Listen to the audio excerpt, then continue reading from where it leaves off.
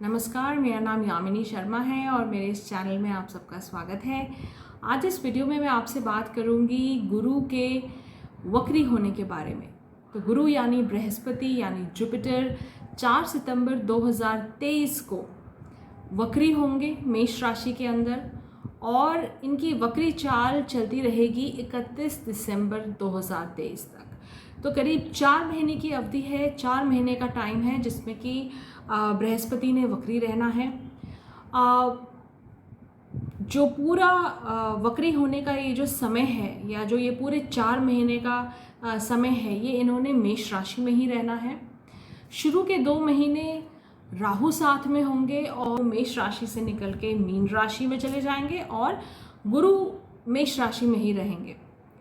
इस पूरे अवधि में या इन पूरे 4 महीनों में वक्री गुरु के ऊपर शनि की दृष्टि भी रहेगी, शनि की तीसरी दृष्टि, क्योंकि हमें पता है शनि फिलहाल वक्री हैं और कुंभ राशि में है। तो शनि की 3 दृष्टियां हैं, तो उसमें से जो तीसरी दृष्टि है वो मेष राशि पर पड़ रही है और वहाँ पे गुरु वक्री हैं। तो तीसरी दृष्टि से शनि ने गुरु को देखा हुआ है। उसके अलावा इस बार सूर्य, ये जब गुरु की वक्री चाल रहेगी तो सूर्य ने भी अगले महीने तुला राशि में जाना है और 1 महीने का समय ऐसा रहेगा जब गुरु और सूर्य आमने सामने रहेंगे, सूर्य नीच के होंगे और गुरु वक्री होंगे। ठीक है, तो ये था लगभग गुरु के वक्री चाल को समझना। ऐसा रहेगा लगभग जो इम्पोर्टेंट ग्रह हैं या जो महत्वपूर्ण ग्रह हैं, गुरु, शनि या जो धीमी चाल वाले ग्रह हैं, उनकी ये स्थिति रहेगी। बाकी मैं जो तीव्र गति से चलने वाले ग्रह होते हैं जैसे कि बुध, शुक्र, उनकी बात नहीं कर रही यहाँ पे, क्योंकि उनका ट्रांजिट छोटे छोटे समय तक रहता है। उनकी जो भी गोचर होता है वो थोड़े थोड़े दिन का होता है। ज़्यादा प्रभाव जब पड़ता है किसी चीज़ पे, वो गुरु और शनि या राहु केतु के एक्सिस पे जब ग्रह आते हैं तो उससे पड़ता है। ठीक है, तो अब हम समझेंगे 12 राशियों पर, 12 लग्नों पर गुरु की वक्री चाल का क्या प्रभाव पड़ेगा। तो इसके लिए ध्यान में रखिएगा अपना लग्न, अपना असेंडेंट या अपना राइजिंग साइन। ये मैं हमेशा कहती हूँ, असेंडेंट को ध्यान में रखेंगे तो आपको कोई भी जो फलित होता है उसको समझने में आसानी होती है, क्योंकि हम कोई भी काम जब करते हैं तो अपने हाथ से, अपने शरीर से करते हैं, राइट। तो हम अपने मन में कुछ भी सोचें, हम अपने मन में अगर सोचें कि हमने यात्रा करनी है, हमने कहीं दूर जाना है घूमने, तो सिर्फ मन से तो जाया नहीं जा सकता। शरीर जाएगा, शरीर उठेगा, शरीर यात्रा कर कर आएगा।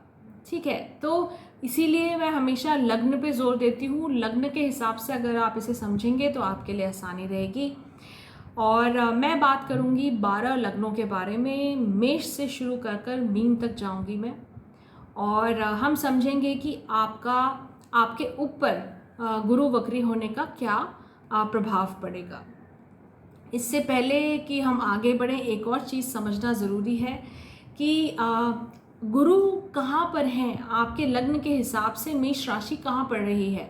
तो गुरु फिलहाल वहाँ हैं और गुरु की जो ओनरशिप है या गुरु की जो राशियाँ हैं धनु और मीन, वो कहाँ पड़ रही हैं। ये बहुत ही महत्वपूर्ण या बहुत ही इम्पोर्टेंट पॉइंट्स हैं जिनके हिसाब से हम इस गोचर को समझ सकते हैं। ठीक है, तो आगे बढ़ते हैं।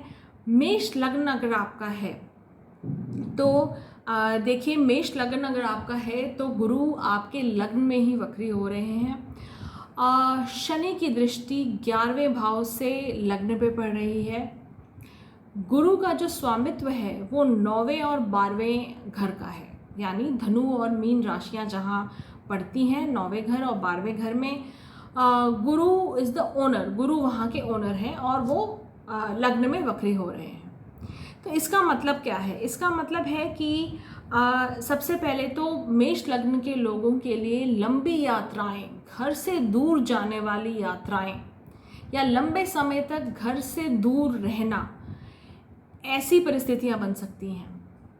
आप दूर जाएं, पढ़ने के लिए जाएं या किसी भी कारणवश जाएं, लंबी यात्राओं का संयोग बन सकता है। आपकी जो भी इच्छा पूर्ति है, आप कोई भी काम करने जा रहे हैं, उसमें भाग्य आपका साथ देगा, क्योंकि नवमेश गुरु लग्न में है और वक्री। और ये समझना ज़रूरी है कि वक्री ग्रह जो भी होता है उसका चेष्टा बल बढ़ जाता है। तो गुरु का वक्री होना, इसका मतलब है गुरु जो भी करना चाहते हैं आपके लिए, बृहस्पति ने जो भी प्रभाव देने हैं आपको, वो और बली हो जाएंगे। तो आपका भाग्य आपका साथ देगा, पर ये ज़रूर याद रखिए कि शनि की दृष्टि भी पड़ रही है। तो जो भी रिजल्ट मिलेंगे आपको, जो भी परिणाम मिलेंगे, वो धीरे धीरे मिलेंगे। तो शनि थोड़ी सी इसकी जो गति है या स्पीड है आपकी इच्छा पूर्ति की, वो कम कर देंगे। तो लंबी यात्राओं का योग डेफिनेटली बन रहा है। भाग्य आपका साथ देगा, जैसा कि मैंने आपको बोला, और आपका खर्चा ओवरऑल बढ़ सकता है। स्वामित्व 12वें घर पर भी है, 12th लॉर्ड भी है, तो खर्चा भी बढ़ सकता है। और खर्चा कहाँ बढ़ेगा? एजुकेशन पे बढ़ेगा, लॉन्ग डिस्टेंस जर्नीज़ पे, यात्राओं पे बढ़ेगा। ऐसा भी हो सकता है कि आप कोई बड़ी चीज़ खरीदें। गुरु हमेशा बड़ी चीज़ों को दर्शाता है, तो बड़ी चीज़, लग्जरी आइटम या किसी बड़े प्लान में इन्वेस्ट करें। अब बात करते हैं वृष राशि के बारे में। तो अगर आपका वृष लग्न है, गुरु का गोचर हो रहा है आपके 12वें घर से। गुरु आपके पत्रिका में अष्टमेश बनते हैं और 11th लॉर्ड भी बनते हैं, 8th लॉर्ड और 11th लॉर्ड बनते हैं, और इनका गोचर 12वें घर में चल रहा है। तो इसका मतलब है, पहली बात तो आपको अपनी हेल्थ का, अपने स्वास्थ्य का ध्यान रखना चाहिए। अष्टमेश का वक्री होना यानी बली हो जाना, और वो भी 12वें भाव में। तो 2 त्रिक भाव जो हैं वो आपके काफ़ी एक्टिवेटेड, या कहना चाहिए कि काफ़ी फोकस है 2 त्रिक भावों पे, 8वें भाव पे और 12वें भाव पे। तो हेल्थ का ख्याल रखें। अगर आपको कोई लंबे समय से कोई बीमारी चल रही है तो उसको लेके ध्यान रखें, नहीं तो हॉस्पिटलाइजेशन हो सकता है, नहीं तो मेडिकल एक्सपेंसेस बढ़ सकते हैं आपके। तो अपने हेल्थ पे, अपने स्वास्थ्य पे खर्चा बढ़ सकता है। दूसरी चीज़, जॉब चेंजेस हो सकते हैं। आप अपनी जॉब चेंज कर सकते हैं, उसको लेके आप एक शहर से दूसरे शहर कहीं जा सकते हैं। स्थान परिवर्तन हो सकता है आपकी नौकरी की वजह से, या अपने काम को लेके स्थान परिवर्तन हो सकता है। और जैसा कि मैंने कहा, बहुत कुछ आपकी जन्म पत्रिका पे डिपेंड करता है। ऐसा भी हो सकता है कई वृष राशि के जो लोग होंगे वो और जिम्मेदारी उठाएंगे जॉब को लेके या काम को लेके। तो आपको कोई नया रोल मिल सकता है, कोई सीनियर पोजीशन मिल सकती है, आप में से कई लोगों को इनहेरिटेंस मिल सकती है, यानी पैतृक संपत्ति से फ़ायदा हो सकता है, या कोई भी पैतृक चीज़ उभर के बाहर आ सकती है, संपत्ति मिले या कोई पैतृक मैटर यानी कोई इनहेरिटेंस रिलेटेड मैटर खुल जाए जिसमें आपको शामिल होना पड़े। वो अच्छा है या बुरा, वो आपकी जन्म पत्रिका पे डिपेंड करता है, आपके नेटल चार्ट पे डिपेंड करता है। तो ये चीज़ें नज़र आती हैं वृष लग्न के लिए। आपके मटेरियल डिज़ायर्स पूरे हो सकते हैं, पर हेल्थ का ध्यान रखिए, स्वास्थ्य का ध्यान रखिए। अब बात करते हैं मिथुन लग्न के बारे में। तो अगर आपका मिथुन लग्न है, गुरु यानी बृहस्पति आपके सप्तमेश और दशमेश है, 7th लॉर्ड और 10th लॉर्ड है, और वक्री हो रहे हैं 11वें घर में। ओवरऑल अच्छा है, अच्छा समय रहेगा काम को लेके, नए बिजनेस को लेके, आपके जो मटेरियल गेन्स हैं, आपके जो भौतिक सुखों की प्राप्ति है, उसके लिए ये समय अच्छा है। ओवरऑल मिथुन लग्न के लिए समय अच्छा रहेगा। आपके नाम में बढ़ोतरी हो सकती है, आप कोई ऐसा काम करें जिससे कि आपको रिकॉग्निशन मिले, आपके काम के वर्क प्लेस पे आपको लोगों से सराहना या प्रशंसा प्राप्त हो, ऐसा भी हो सकता है।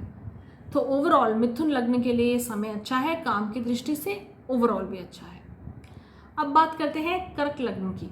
अगर आपका कर्क लग्न है तो गुरु आपके 10वें भाव में 10th हाउस में वक्री हो रहे हैं और गुरु का स्वामित्व है 6ठे घर पे और 9वें घर पे।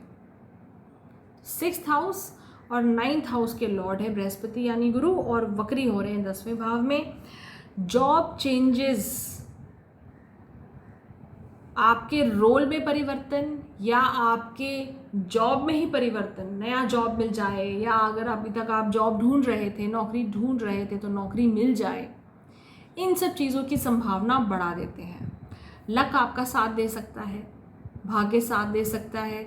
गुरु आपकी पत्रिका में वैसे भी 9वें भाव के स्वामी हैं, तो नवमेश का काम ही है आपके भाग्य की देखरेख करना। तो आपके काम को देखकर, आपके सोशल पोजीशन को देख के, आपके नेम फेम, आपकी जो स्टैंडिंग है सोसाइटी में वो बढ़ सकती है, उसमें गुरु आपका साथ दे सकते हैं। बहुत से लोग स्थान परिवर्तन करेंगे क्योंकि नई अपॉर्चुनिटी मिलेगी, नए अवसर मिलेंगे तो स्थान परिवर्तन भी आएगा साथ में। या घर से दूर रह सकते हैं, नई रिस्पॉन्सिबिलिटी आ सकती है, नई जिम्मेदारियां आ सकती हैं आपके ऊपर। थोड़ा सा अपने वर्क प्लेस पे अपने साथियों के साथ या अपने जो आपके कलीग्स हैं उनके साथ मिलजुल के रहने का प्रयास करें, ये ज़रूरी है। वैचारिक मतभेद हो सकते हैं, कोई डिसएग्रीमेंट्स हो सकते हैं जिसकी वजह से कभी कभी प्रॉब्लम आ सकती है, ईगो इश्यूज़ की वजह से। इस चीज़ का ज़रूर ध्यान रखें। अब बात करते हैं सिंह लग्न की। अगर आपका लियो असेंडेंट है यानी सिंह लग्न है तो आपके लिए जो ये गुरु का गोचर हो रहा है वो 9वें भाव में हो रहा है। गुरु वक्री हो रहे हैं 9वें भाव में। आपके पंचमेश हैं और अष्टमेश हैं, यानी 5th हाउस और 8th हाउस की लॉर्डशिप गुरु के पास है और वक्री होने जा रहे हैं 9th हाउस में। आपका नेम फेम, समाज में आपका स्तर बढ़ने की पॉसिबिलिटीज़ हैं। लोग आपकी प्रशंसा कर सकते हैं, आपका लेवल ऊपर हो सकता है, कोई नई अपॉर्चुनिटी मिल सकती है, कोई नया अवसर मिल सकता है जिस वजह से आपका जो सोशल स्टैंडिंग है वो ऊपर आ जाए। तो दुनियादारी के हिसाब से, मटेरियल वर्ल्ड के हिसाब से ये अच्छी अपॉर्चुनिटी है या अच्छा समय रहेगा आपके लिए। लंबी यात्राएं हो सकती हैं, दूर की यात्राएं हो सकती हैं, तो इस तरह की चीज़ें पॉसिबल हैं, इस तरह की चीज़ें हो सकती हैं। जो लोग बैंकिंग से, फाइनेंस से या बड़े ऐसे बिजनेसेस जहाँ पे बड़े लेवल का कमीशन चलता है, यानी गुरु से रिलेटेड जो भी फील्ड्स हैं, गुरु से रिलेटेड जो भी ट्रेड्स हैं, वहाँ पे अगर आप काम करते हैं, टीचिंग करते हैं, एस्ट्रोलॉजी करते हैं, उनके लिए भी ये समय अच्छा है। आपके नाम में, आपकी प्रतिष्ठा में बढ़ोतरी होने की संभावना है। अब बात करते हैं कन्या लग्न के बारे में। तो कन्या लग्न अगर आपका है तो आपके लिए गुरु हैं 4th लॉर्ड और 7th लॉर्ड, और ये वक्री होंगे आपके 8वें घर में। 8वें घर में जहाँ राहु की युति भी होगी शुरू के 2 महीने, और शनि भी आपके 6ठे घर में है, शनि की दृष्टि भी होगी। तो अगर कन्या लग्न की पत्रिका को देखा जाए तो आपके 6ठे घर में शनि और आपके 8वें घर में गुरु, 2 बहुत ही महत्वपूर्ण ग्रह 6ठे और 8वें भाव में हैं और वक्री हैं फिलहाल, और शनि की दृष्टि भी है गुरु पे। ये समय अपनी स्वास्थ्य, अपनी ओवरऑल वेलबींग की देखभाल करके चलने का है। अपने स्वास्थ्य पे ध्यान रखें, सबसे पहले अपने हेल्थ या अपनी वेलबींग, अपने स्वास्थ्य को रखें और बाद में किसी और चीज़ को डालें। प्रायोरिटाइज करना पड़ेगा आपको। अगर आप कोई रिस्की काम करते हैं या अगर आपको गाड़ी तेज़ चलाने का शौक़ है तो थोड़ा इसमें भी कंट्रोल रखें। एक्सीडेंट प्रोन हो जाता है इंसान जब इस तरह की सिचुएशन बनती है। तो किसी भी रिस्की काम से या कोई भी काम जहाँ पे कोई भी रिस्क ज़्यादा है वहाँ पे ना जाएं, वो काम अभी ना करें जब तक गुरु विक्री है। उसके बाद आप बेशक करना चाहते हैं, आपके जॉब का हिस्सा है, आप ज़रूर करिए, पर अभी अपने आप को थोड़ा सा सेफ्टी जोन में रख के चलना ही बेटर है। कोई इनहेरिटेंस रिलेटेड मैटर आपके सामने आ सकता है, कोई इनहेरिटेंस रिलेटेड इशू, कोई इंश्योरेंस से रिलेटेड इशू। जो लोग इंश्योरेंस के बिजनेस में हैं या बैंकिंग के बिजनेस में हैं या फाइनेंस रिलेटेड बिजनेस में हैं, उनके लिए कोई बड़ी अपॉर्चुनिटी आ सकती है, कोई बड़ा प्रोजेक्ट आ सकता है, आप किसी बड़े प्लान का हिस्सा बन सकते हैं। अगर आपको खुद आप पे अप्लाई होता है, अगर आपको इनहेरिटेंस मिलने वाली है या इस तरह की कोई ऐसी चीज़ जो कि अनअर्न्ड हो, जो कि आपने खुद नहीं कमाई, कोई गिफ्ट हो बड़ा जो आपके बड़े आपको दे रहे हों, कोई इनहेरिटेड प्रॉपर्टी हो, इन सब मुद्दों पर भी बात हो सकती है या ये सब मुद्दे भी बाहर निकल के आ सकते हैं आपके परिवार में। अगर आपको कोई क्रॉनिक प्रॉब्लम है, कोई क्रॉनिक हेल्थ इशू है, तो डेफिनेटली अपना ध्यान रखें, स्पेशली अगर वो लिवर, गॉल ब्लैडर या आपके पाचन क्रिया से संबंधित हो, डाइजेस्टिव सिस्टम से रिलेटेड हो, तो अपना डेफिनेटली ज़्यादा ध्यान रखें। अब बात करते हैं तुला लग्न के बारे में। अगर आपका तुला लग्न है तो गुरु आपके लिए 3rd और 6th लॉर्ड हैं, तृतीयेश और षष्ठेश, और वक्री होने जा रहे हैं आपके 7th भाव में, 7th हाउस में, और गुरु की दृष्टि भी पड़ेगी आप पर, लग्न पर। इसका मतलब है सबसे पहली चीज़, अपने जो भी रिलेशंस हैं, स्पेशली अपने लाइफ पार्टनर के साथ, अपने पति या अपने पत्नी के साथ, उसका खास ख्याल रखें। छोटी छोटी लड़ाइयाँ या छोटे छोटे डिसएग्रीमेंट्स, मतभेद भी बड़े हो सकते हैं, तो थोड़ा कॉम्प्रोमाइज़ कर लें आप, क्योंकि अभी फ़िलहाल गुरु आपके लिए आपकी पत्रिका में फंक्शनल मेलेफिक माने जाते हैं। ठीक है, गुरु का नेचुरल जो टेंडेंसी है वो बेनिफिक होने की है, लेकिन तुला लग्न के लिए गुरु फंक्शनल मेलेफिक या अशुभ ग्रह होता है। तो यहाँ पर आपको थोड़ा सा, और वो भी अगर गुरु आ जाए, लग्न को भी देख ले, 7th हाउस यानी 7वें घर में भी बैठ जाए, वक्री भी हो, इसका मतलब है ऑपोजिशन आपके सामने ज़्यादा स्ट्रॉन्ग है। तो ऑपोजिशन से मेरा यहाँ मतलब है आपका स्पाउस या आपका बिजनेस पार्टनर। तो आपको थोड़ा एडजस्ट करना पड़ेगा या आपको थोड़ा कॉम्प्रोमाइज़ करना पड़ेगा, वाणी आपको धीमी करनी पड़ेगी, क्योंकि कोई भी चीज़ हाथ से निकल के छोटी सी बात का बतंगड़ बन सकता है, छोटी सी लड़ाई भी बड़े किसी डिफरेंसेस में कन्वर्ट हो सकती है। तो अगर आपका कहीं भी इस तरह का कोई भी मामला अटका हुआ है, लीगल प्रॉब्लम है या कहीं पर भी है, तो सोच समझ के चलें, सही एडवाइस पे चलें, वो बहुत ज़रूरी है। और अपनी तरफ से कोई बहुत बड़ा कदम उठाना हो आपको, तो सोच समझ के उठाएं, हो सके तो थोड़ा रुक जाएं। ठीक है, कम से कम गुरु और राहु की युति को टूटने दें पहले। ठीक, तो ये था तुला लग्न के बारे में। अब बात करते हैं वृश्चिक लग्न के बारे में। अगर आपका वृश्चिक लग्न है तो आपके लिए गुरु का ये वक्री होना 6ठे घर में हो रहा है। गुरु का गोचर फिलहाल 6ठे घर में है, तो गुरु 6ठे घर में वक्री हो रहे हैं। गुरु और राहु इकट्ठे हैं 2 महीने के लिए, और उसके बाद राहु ने चले जाना है मीन में, यानी आपके 5वें भाव में। आपके लिए गुरु 5th लॉर्ड है और 2nd लॉर्ड है, यानी धन के स्वामी 2nd लॉर्ड, कुटुंब के स्वामी 5वां घर, यानी बच्चों से रिलेटेड, आपके इंटेलिजेंस से रिलेटेड, आपके इष्ट से रिलेटेड बहुत सारी चीज़ें होती हैं हर एक घर में। तो 2nd और 5th लॉर्ड है। ये टाइम है किसी भी कंपटीशन को लेकर, अगर आप कोई कॉम्पिटिटिव एग्ज़ाम लिख रहे हैं या आप किसी कंपटीशन में हिस्सा ले रहे हैं, तो ये बहुत अच्छा समय है अपने दिल, दिमाग, एजुकेशन, अपनी नॉलेज को अच्छे से झोंक देना उसकी तैयारी में। आपके लिए अच्छा रहेगा। आप किसी भी चीज़ में compete करना अगर चाहेंगे तो आपके लिए अच्छा समय कह सकते हैं कि अच्छा समय रहेगा। तो कंपटीशन की तैयारी में जुटें। ऐसा भी हो सकता है कि कोई हिडन ऑपोजिशन यानी कोई छुपे हुए ऑपोजिशन है, छुपे हुए शत्रुओं से परेशानी हो शुरू के 2 महीने जब तक राहु भी साथ में हो। तो छुपे हुए एनिमीज मतलब ऊपर से कोई आपसे अच्छी बात करता हो लेकिन अंदर से आपको परेशान करने की कोशिश कर रहा हो। तो ऐसा आपके काम की जगह पे हो सकता है, वर्क प्लेस पे हो सकता है।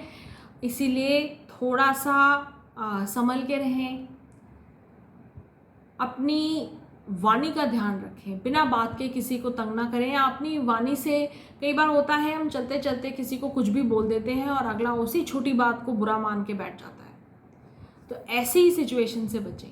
छोटी सी प्रॉब्लम जो शायद आपकी वाणी से ऐसे ही स्लिप ऑफ टंग जिसे कहते हैं, ऐसे ही आपके मुंह से निकल गया और उसने आपको प्रॉब्लम में डाल दिया, ऐसी सिचुएशन से ज़रूर बचें।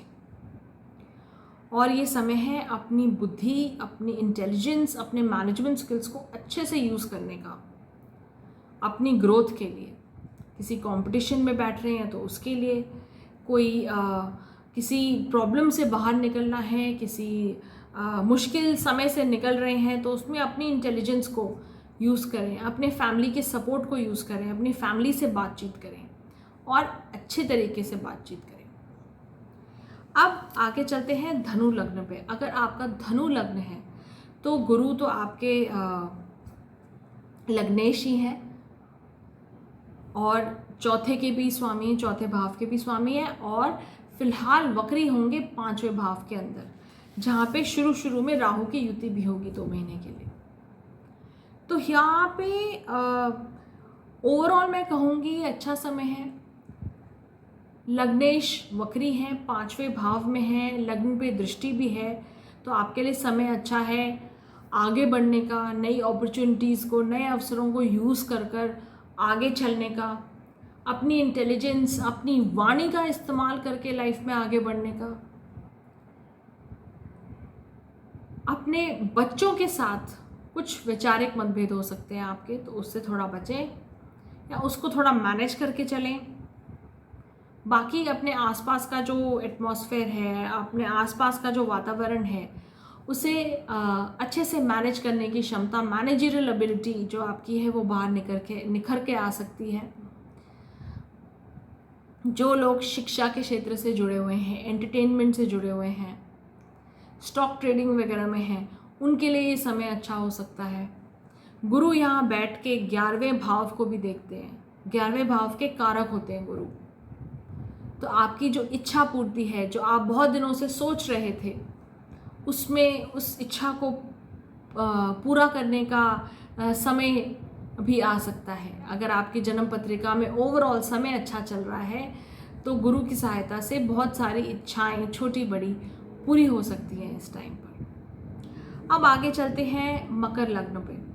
अगर आपका मकर लग्न है तो गुरु वक्री हो रहे हैं 4थे भाव में। गुरु का स्वामित्व है 3रे और 12वें भाव का। तो आपके लिए भी गुरु कोई बहुत अच्छे ग्रह नहीं है, थोड़ा अशुभ टेंडेंसी ही है बृहस्पति की आपके लिए। और गुरु 4थे भाव में बैठ के वक्री हैं, तो आपके लिए भी घर से दूर रहना, बार बार घर से बाहर ट्रैवल करना, कई लोगों का स्थान परिवर्तन हो सकता है जो आपको पसंद ना हो, मतलब आपको अपनी मर्जी से नहीं या थोड़ा कॉम्प्रोमाइज़ करके स्थान परिवर्तन करना पड़े, ऐसा हो सकता है। अपने घर में कोई चेंजेस करने पड़े, ऐसा भी हो सकता है। घर को लेके खर्चा हो जाए। दूसरी चीज़, अगर आप कोई ज़मीन को लेके कोई डील कर रहे थे, कोई ख़रीद फरोख्त का प्लान बन रहा था आपका, तो मैं कहूँगी कि 2-3 महीने रुककर उसके बाद ही ये प्लान को आगे एग्जीक्यूट करें। तो थोड़ा रुक जाइए, थोड़ा देख समझ के, जल्दीबाजी में कोई डील मत साइन करिए। अदरवाइज़ काम के हिसाब से ये समय अच्छा है। गुरु की दृष्टि है 10वें भाव पर, तो जो भी आप काम करते हैं उसके हिसाब से समय ठीक रहेगा। अब आगे चलते हैं कुंभ लग्न पे। तो अगर आपका कुंभ लग्न है आपके लिए गुरु का स्वामित्व होता है 2nd और 11th, यानी एकादश और द्वितीय भाव पर, धन भाव और इच्छा पूर्ति। और गुरु वक्री हो रहे हैं 3रे भाव में। अब बहुत से लोग कहेंगे कि ये गुरु के लिए मरण कारक स्थान है 3रा भाव वगैरह वगैरह, बट ये बात ज़रूर ध्यान में रखिए कि गुरु जब वक्री हो, कोई भी ग्रह जब वक्री होता है तो उसका चेष्टा बल बढ़ जाता है, जो उसका प्रभाव हम पे पड़ता है वो तेज़ हो जाता है। अच्छा हो या बुरा हो, कुछ भी, वो डिपेंड करता है कि आपकी पत्रिका में वो ग्रह किस घर का स्वामी है, मेलेफिक है या बेनिफिक है। ठीक है, तो गुरु का जो वक्री होना है ये आपके 3रे घर में है। इसको लेके ऐसा हो सकता है कि आपका भी जो बहुत सारे ट्रैवल प्लान्स बने, काम को लेके आप बहुत लंबी यात्राएं करें, आपका जो अल्टीमेट गोल होगा इन यात्राओं का वो बिजनेस, मतलब बिजनेस सक्सेस की तरफ या मटेरियल वेल्थ को इकट्ठा करना। तो आपको अपने किसी मटेरियल वेल्थ या अपने किसी पैसे रुपए के मामले में ट्रैवल करना पड़े, कोई बिजनेस डील साइन करने के लिए ट्रैवल करना पड़े, अपनी फैमिली के साथ, अपने बड़े भाई बहनों की वजह से ट्रैवल करना पड़े, तो बहुत सारा वो कहना चाहिए यात्राओं का योग बनेगा। पैसे को लेके या इच्छा पूर्ति को लेकर भी ये समय अच्छा है, मैं इसे खराब नहीं कहूँगी। अब बात करते हैं मीन लग्न के बारे में। तो अगर आपका मीन लग्न है, गुरु आपके लग्नेश भी हैं और 2रे भाव में वक्री होंगे। शुरू के 2 महीने राहु भी साथ होंगे और उसके बाद फिर गुरु वक्री चाल में रहेंगे 31 दिसंबर तक। गुरु आपके लिए लग्नेश होने के साथ साथ 10th लॉर्ड भी हैं। ये समय है अपने फैमिली मैटर्स के ऊपर फोकस करने का। आपके जो पारिवारिक मुद्दे हैं, पैसे को लेके या अपने पारिवारिक संबंधों को लेके, उस पे ध्यान दीजिए। कई लोगों के केस में ऐसा भी हो सकता है कि कोई जॉइंट प्रॉपर्टी है या जहाँ पे और भी लोग हैं, आपके भाई बहन या परिवार में और लोगों का भी हिस्सा है, तो आपकी कोई जॉइंट प्रॉपर्टी है, उसको लेके आपका ध्यान वहाँ, मतलब वहाँ ऐसे मुद्दों को सुलझा लीजिए इस टाइम पर।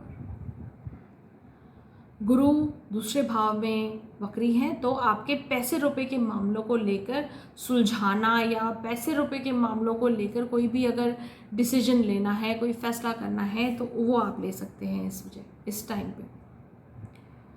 प्रोफेशन की दृष्टि से ये समय अच्छा होगा। गुरु 10वें भाव से ट्राइन में है, त्रिकोण में है, अर्थ त्रिकोण में है, तो पैसे रुपए का गेन हो सकता है, आपकी बढ़ोतरी हो सकती है या कोई सैलरी राइज मिल सकती है, कोई अच्छा बोनस मिल सकता है। मेहनत भी बढ़ेगी और साथ में जो उसका मेहनत का फल है वो भी बढ़ता रहेगा। ठीक है, पर इस समय पे ये ज़रूर ध्यान रखिए कि किसी को भी, वो कहते हैं ना कि डिलीवर व्हाट यू प्रॉमिस, तो जो आप किसी को वादा करें उस वादे पे खरे उतरें, झूठे वादे ना कर लें किसी से। तो अपनी वाणी के शब्द, अपनी वाणी का इस्तेमाल सोच समझ के करें। ठीक है, तो ये था गुरु के वक्री होने का प्रभाव 12 लग्नों पर।